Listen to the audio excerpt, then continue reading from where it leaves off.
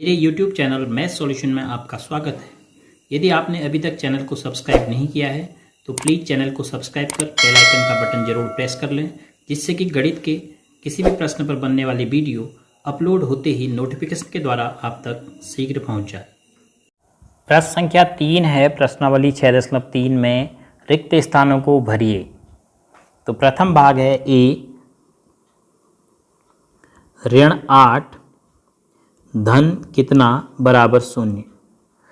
किसी भी पूर्णांक को उसके योज्य प्रतिलोम में अगर जोड़ेंगे, ऋण 8 का योज्य प्रतिलोम 8 होता है तो हमें 0 प्राप्त होगा। तो हम रिक्त स्थान पर यहाँ क्या भरेंगे? 8 भरेंगे। ऐसे ही बी भाग में भी देखिए, 13 को आप किस में जोड़ेंगे कि आपको 0 मिले? 13 को 13 के योज्य प्रतिलोम में जोड़ेंगे। तो 13 का योज्य प्रतिलोम कितना होता? ऋण 13 है, तो यहाँ पर भरेंगे ऋण 13 है।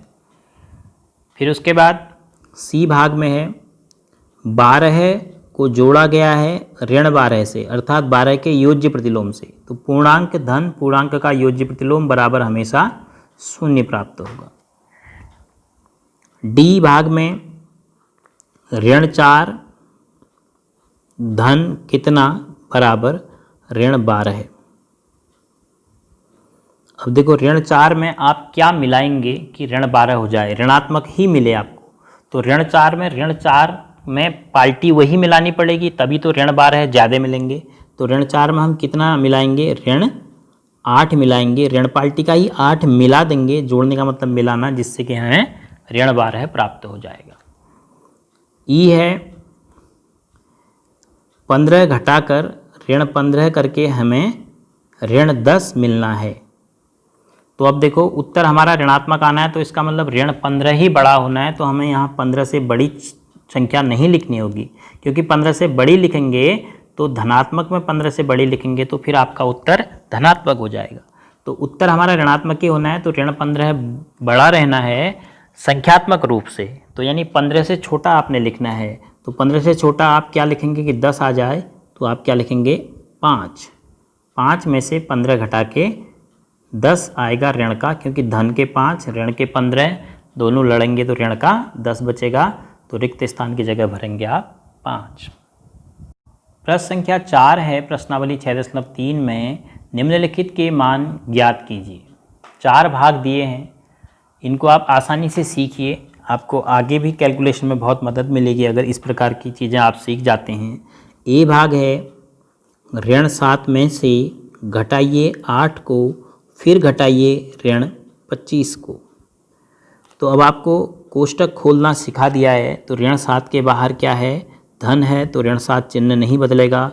उसके बाद ऋण 8 लिखा है, ऐसे ही लिख दीजिए। फिर ऋण के बाद कोष्टक के अंदर का ऋण 25 अपना चिन्ह इसलिए बदल लेगा कि कोष्टक के बाहर ऋण है, तो ये हो जाएगा धन 25। जब भी कोष्टक के बाहर ऋणात्मक चिन्ह होगा तो कोष्टक के अंदर की संख्या अपना चिन्ह बदल लेगी, तब कोष्टक खुलेगा। अब बराबर इसमें 3 प्रकार के पूर्णांक हैं, एक ऋण 7, एक ऋण 8 और एक धन 25। लेकिन अगर पार्टी के हिसाब से देखेंगे तो आपको 2 पार्टियां मिल रही हैं, ऋणात्मक और धनात्मक।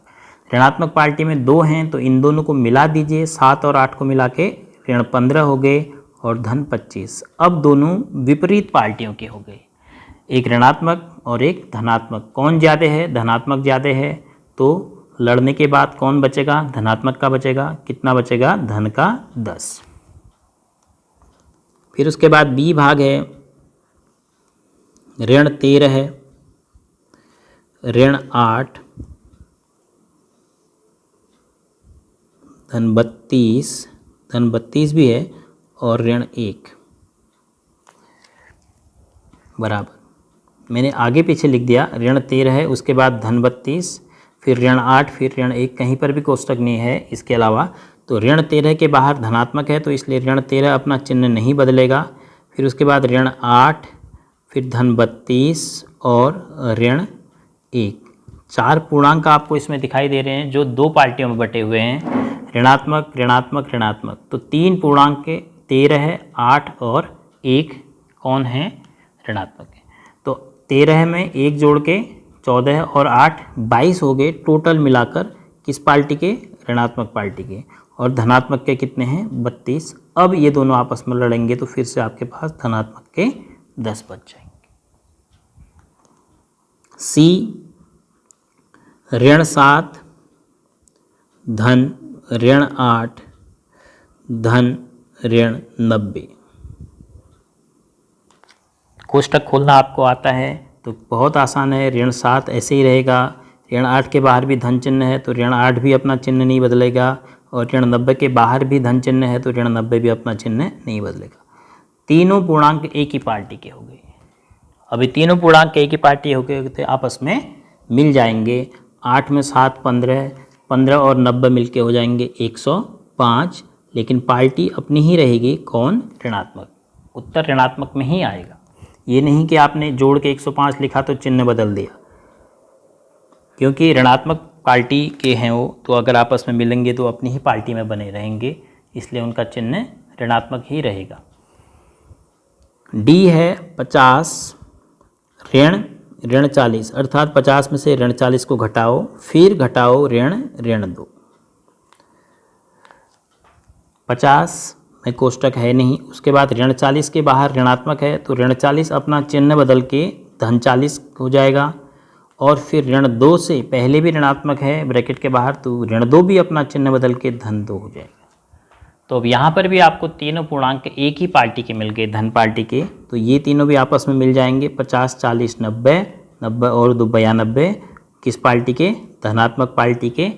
अगर आप नहीं भी लिखते हैं तो इसका मतलब यहाँ पर चिन्ह धन ही है, तो इसलिए धनात्मक पूर्णांक को लिखने की आवश्यकता नहीं है, तो उत्तर हो गया 92।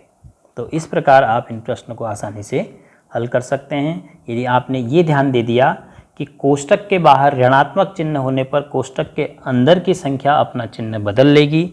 उसके बाद अलग अलग पार्टियों में आप अपनी संख्याओं को देखो, ऋणात्मक को अलग, धनात्मक को अलग, ऋणात्मक को मिला दो, धनात्मक को मिला दो, और लास्ट में उन दोनों की आपस में लड़ाई करा दो।